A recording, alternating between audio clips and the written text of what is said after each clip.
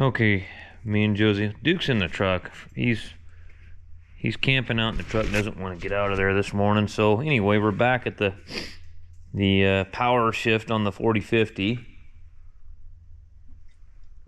Common rail pump should be showing up today for the 6170. I know. You wanna play and you wanna go raise hell, but you're gonna have to camp out here while I do this, girly. Well, let's see. Let's go back to work on this thing. So we have should be another plate here. That separator plate is fine. There's a piston right here. Okay, I'll have to get a pair of pliers, pop that one out. Need a little bitty screwdriver or something to pop this one off the dowels.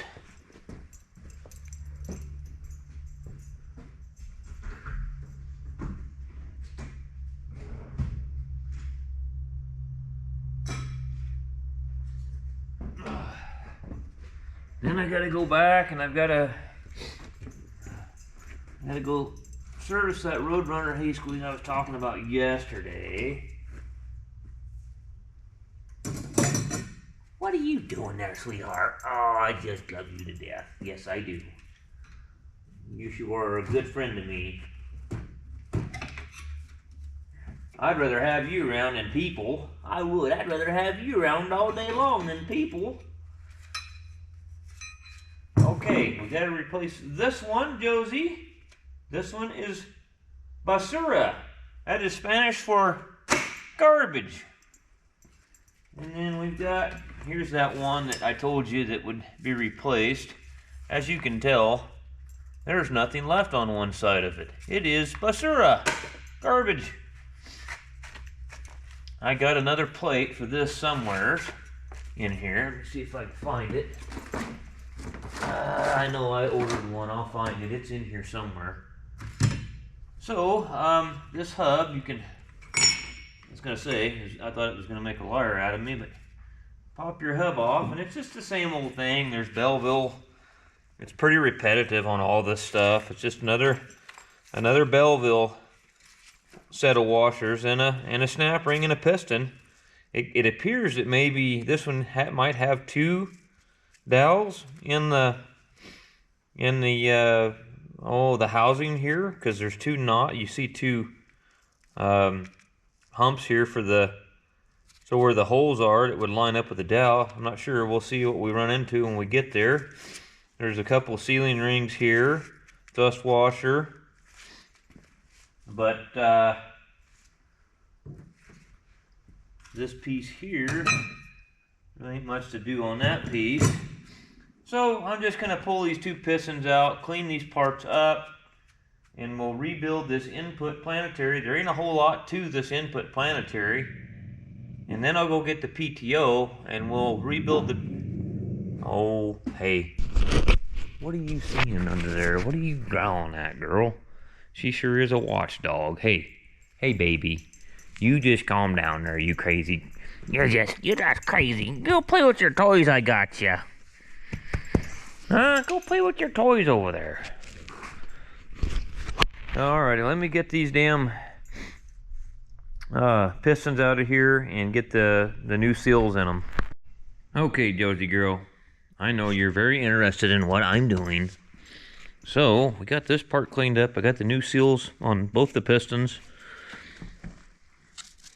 That's where the bearing is, obviously. Let's see. Okay, so that would be this piece right here. Just kind of looking at this exploded view here. That would be number 7. And then, of course, you got number 10 would be, let's see, number 10 is the brake piston. 8's obviously the seal. And then 9 would be a bushing, which is going to be this one right in here. And then we've got number 11 is the inner seal. Let's see here. Then we come around here to number 12. Number 12 is one of the steels that we'll have to put in there. So that's going to come around on one of the frictions, number 13. Okay, so let's go like this, girly. Get this over here because it's going to be dripping oil everywhere. Let's put our brake piston back in the hole where it goes. Let me put this over here somewhere.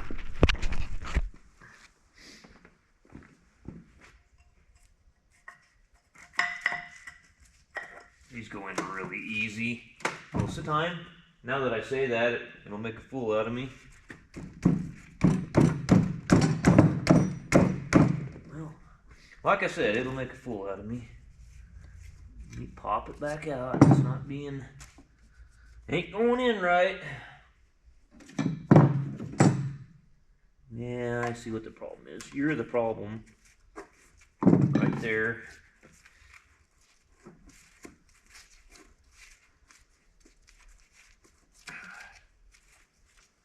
Still got a little bit of an issue going on over here.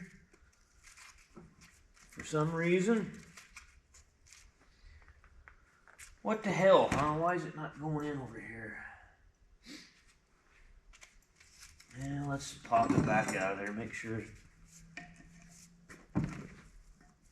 Yeah, it's kind of hanging up over here, ain't it?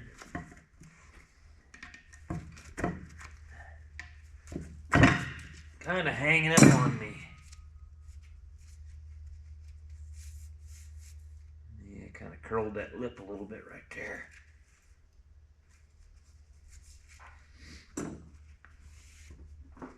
Not the biggest fan of lip seals, but gotta have them, I guess. All them automatics use them.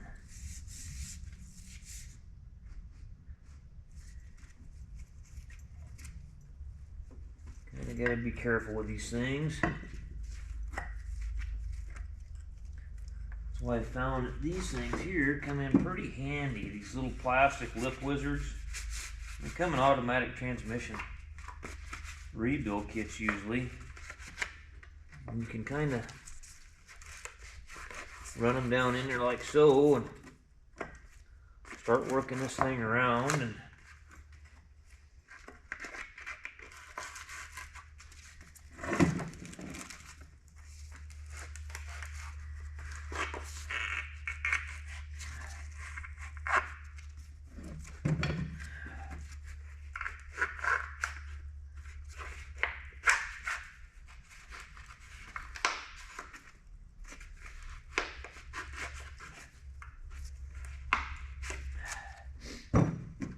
going. It's just being a little bit of a hard ass.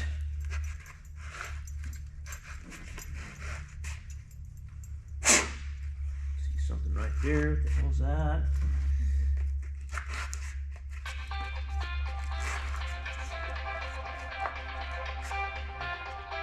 Hang on.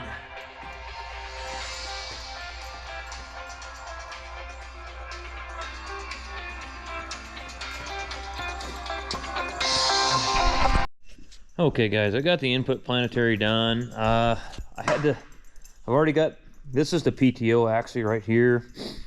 I had to go out and this kid was here from some drilling outfit, Cascade Drilling, and they had some kind of contract. Hang on, the camera is really broken here.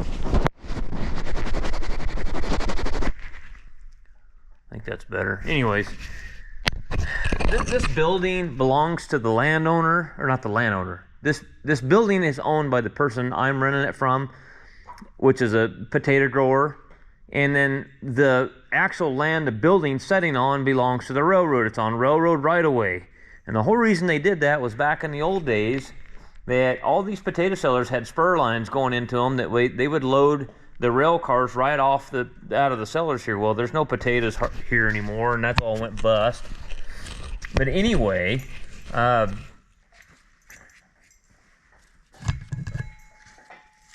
he came here to locate the well.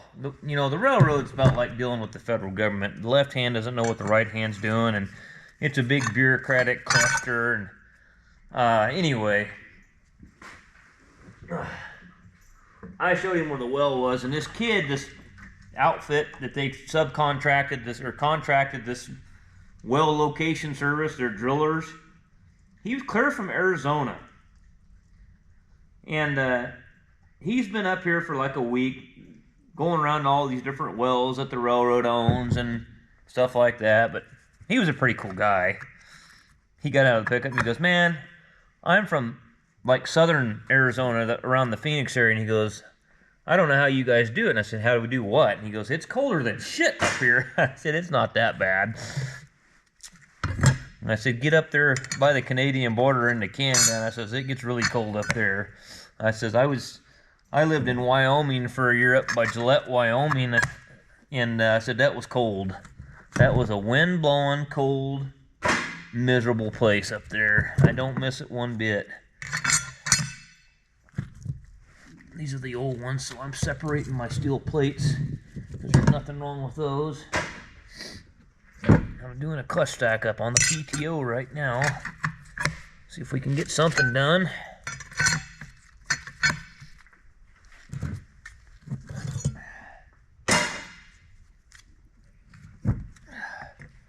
Basically, you're just doing every other one. Pretty simple.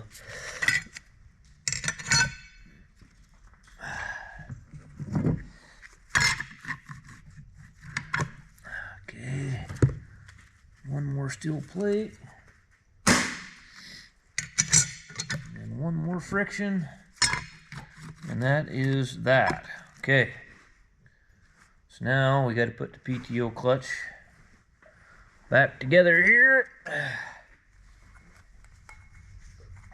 And now just about every kind of friction material.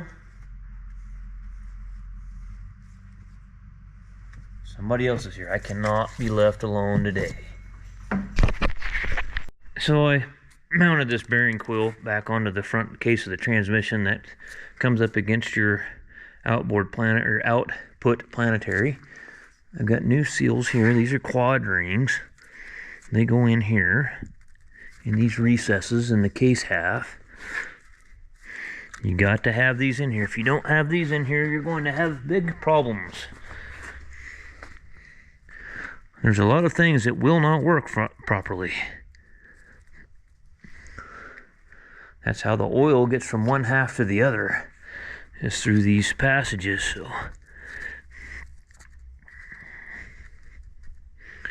okay, then I got a couple new O-rings for this right here. These are kind of tight fitting when they go in here.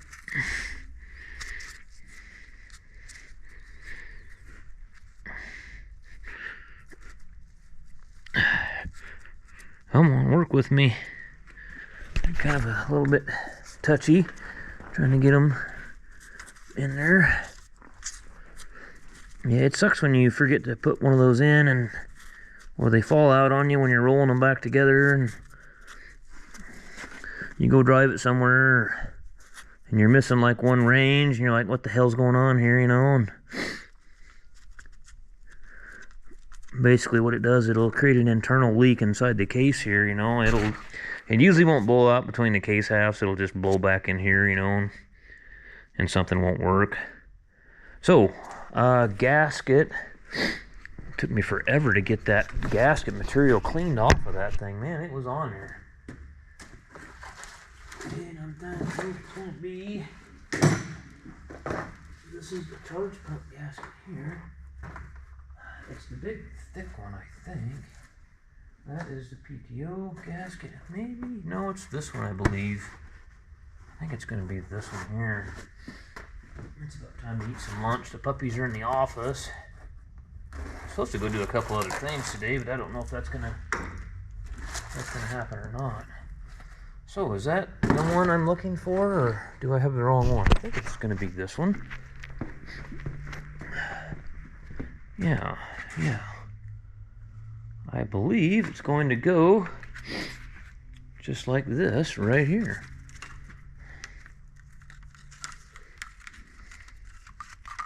Come on now, work with me. I need two hands, folks. Whoa! Okay, am I holding my mouth right? Okay. Go there. That'll all be just like that. Okay, well that's done. So the next step that I'm going to do is I'm going to, after lunch, I'm gonna roll up that door there, get the pressure washer out there, haul all this garbage from all the stuff that we've been taking apart and all the sacks, and throw them in the dumpster, and then we're gonna get the pallet jack over here and lift this up and cart it outside and pressure wash the rock shaft housing and the clutch housing. This is the clutch housing right here. This is where your valve body mounts, your input planetary mounts here, all that kind of good stuff. So your PTO actually sets down in here. So anyway, let me go ahead and eat some lunch, and then we'll do that. Okay, well I tried to pressure wash it. It's so damn heavy I couldn't flop it over out there, and I didn't want to pull the truck out, so the backside didn't get done too well. It is what it is.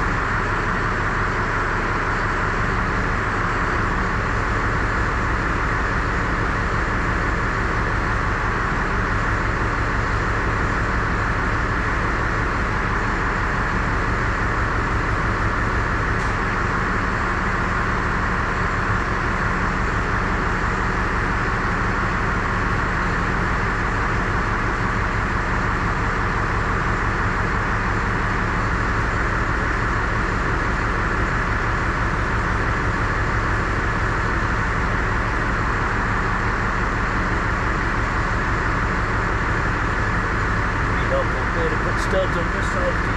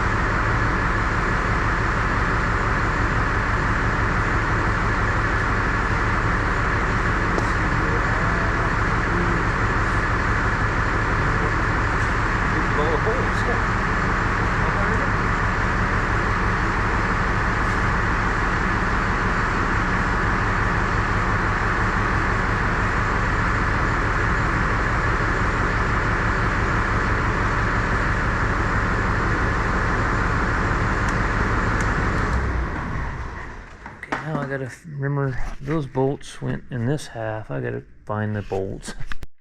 Okay, I had them in a magnetic parts tray over there. Probably like that's probably where they should have been, you know. Okay.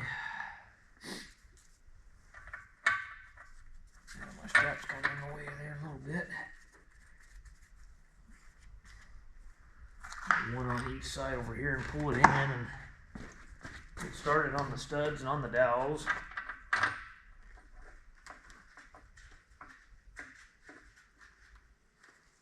Get me 1 1 1/8 inches.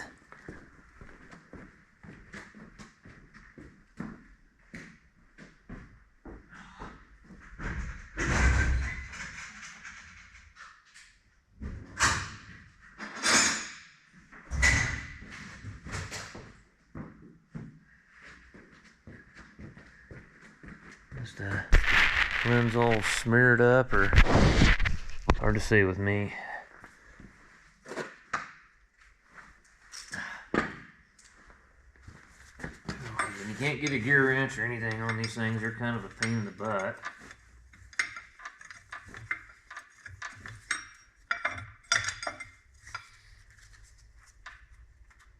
You know, am I doing right here? These are a little longer. I don't know if I'm doing right. Okay, we got short ones, long ones. I'm kind of thinking maybe.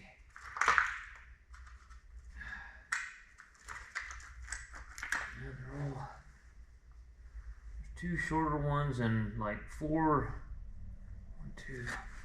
Trying to remember what the situation was here.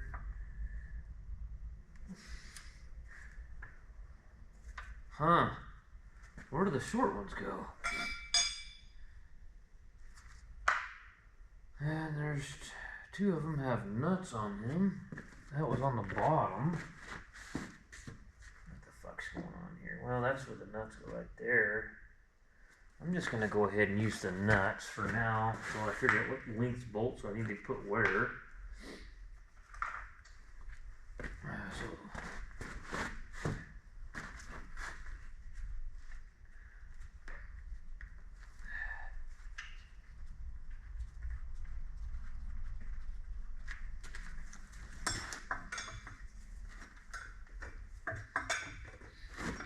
Kind of pulled in, and then I can figure out what where the bolts all are supposed to be. Right. There's 2 inside as well.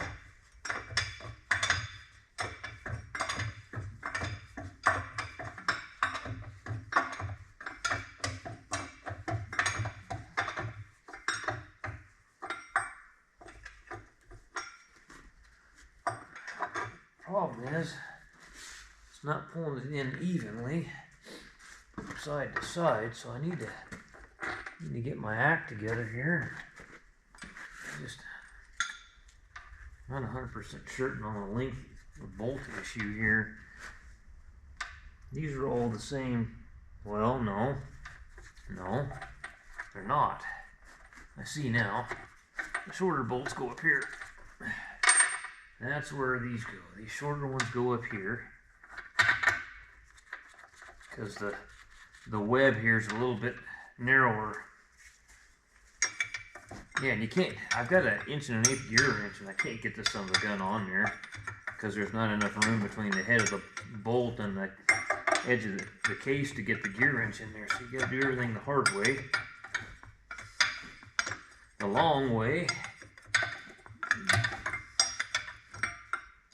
That's okay. We will. We'll get through this.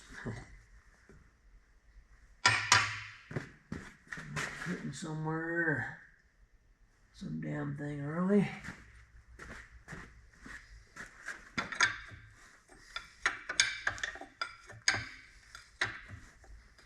So look, it's kind of a little bit going together tight. Which it really shouldn't make too much of a difference because we kind of got a little bit of a gap here at the bottom. Oh, my strap is right in the frickin' way where I can't get the bolts started on it. The head of the bolts hitting the strap. Being a problem child. I think what's going on, it's pulling it in crooked. It's pulling it in at the top. It needs to be pulled in at the bottom evenly as well. I've got bolts started in it. Let me get the crane. We'll get the strap loose on it now that I've got it started. It ain't going anywhere now. So got the straps out of the way. Let's put the bolt in the bottom down here. See if we can make it pop into place a little better.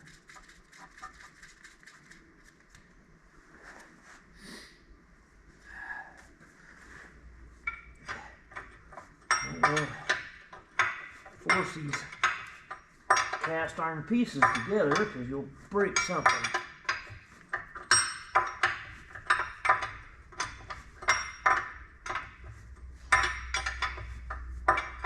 It's better to do it by hand if you can. Now she's going together. Okay. Yeah. That's what you want right there. Nice and easy.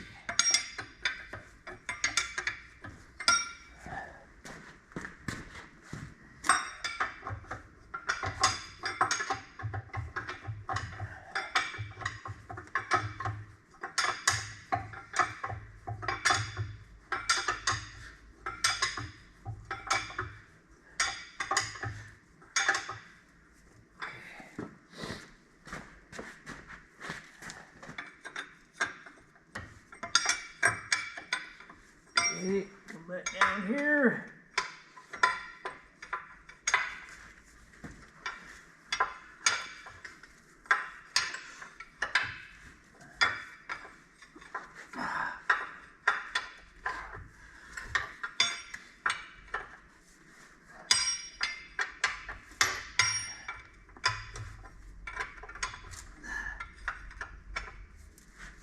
Okay, we should be pretty well sealed up there now.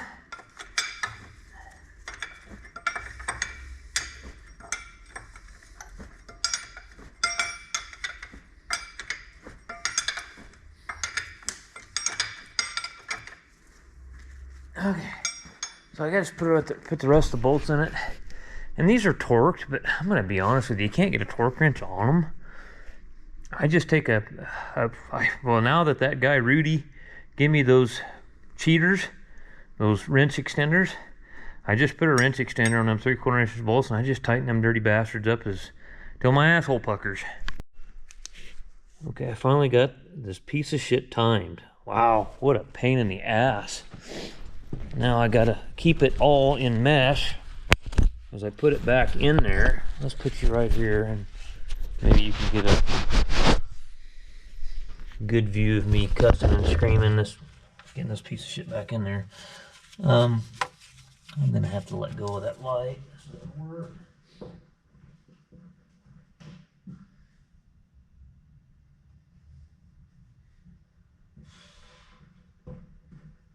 So it's in time, so it doesn't really matter if as long as they don't come unmeshed.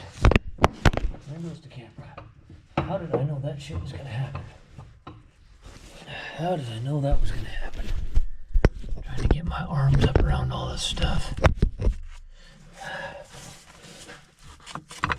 Come on.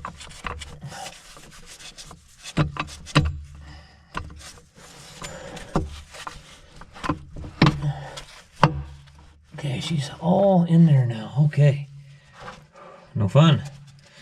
No fun. Are our timing marks lined up?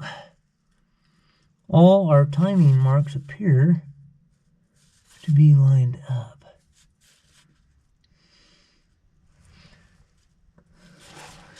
It'll kind of throw you off because there's a little play in this, and you'll think that your one timing mark is not lined up. But if you pick the gear train up and get it kind of squared up, then they all line up. It's kind of, it can be really deceiving.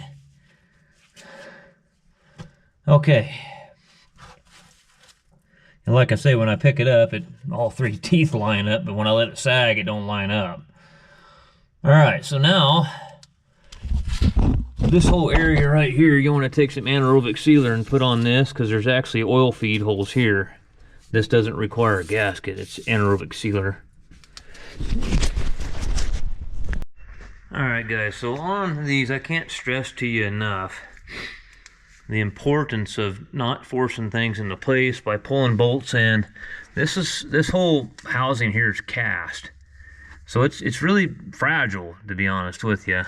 It doesn't take much. I've been doing this a long time, and I've dicked up a couple cast housings thinking I could just pull them in. And just word of advice through experience, do not do that. When everything's right, it'll slide right together. So what you do is time that input planetary to your ring gear. Okay, and then you slide it in to the output planetary and get it all the way seated. And then what I did is I took 3/8 guide studs I had right here. One's a piece of all thread and one's a bolt or something I cut off. But anyways, I've got a whole drawer full of metric and, well, these are the SAE ones. This is the SAE guide studs in this one. Another one, there's another drawer like this somewhere in there that's got the metric ones in it. Anyway, what I do is I put one here and I get it, you know, I already got my input planetary ring gear and everything timed. It's in there. This piece is separate from it. So then you slide this piece in over the guide studs. You got anaerobic sealer on here because there's a feed hole right here for this. So slide it in on the guide studs, then take this input shaft right here and slide it in. And as you've got this thing on the guide studs, what I do is I just put a little pressure on it and kind of wiggle it a little bit on the guide studs, and then I just start turning this until I get it to go all the way in and spline up with all the brake planetaries in here, and then eventually you just keep wiggling and shaking it, and this will pop right in all the way flush against the housing. So anyways, yeah, don't start forcing those in there. You will regret it, I can guarantee you that. And then put your bolts in, of course, and I Loctite all these and tighten them down. So the next step in this wonderful adventure would be, before I put that on, I want to put my PTO drive gear in, but I need to put the bearing. It should be, let's see, now this bearing here, one of these went on the inside and one went on the outside. This looks like the smaller one that would go out here. Yeah, that is not that one, I can tell you that much. Right? Okay, so that's, okay, so now I know what I gotta do. That's this bearing right here there, genius. That bearing right there. So what we gotta do here is take the input shaft back out of it. Don't need that in there now. Everything's good to go on that. I can lay this back here on this bench. Let me grab this PTO drive gear and we'll throw it in the hole.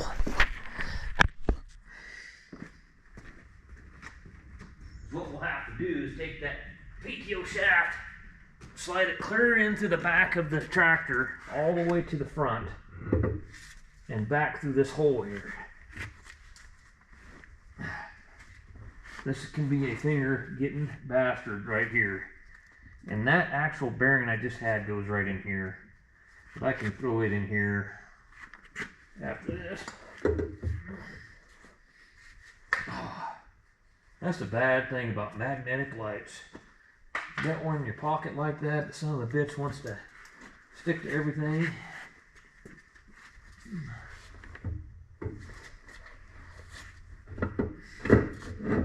Okay.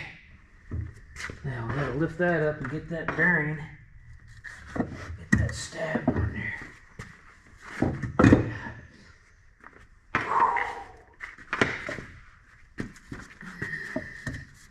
That can be a chore, I can tell you that right now.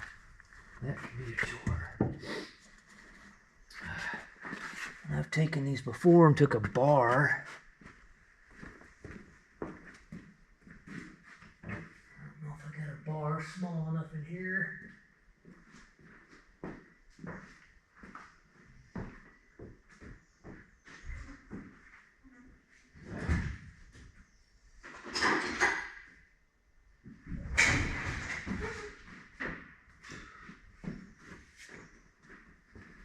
Take a bar.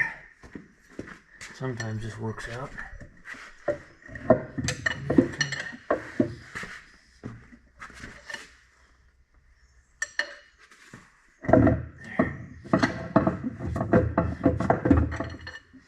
Like so, kinda.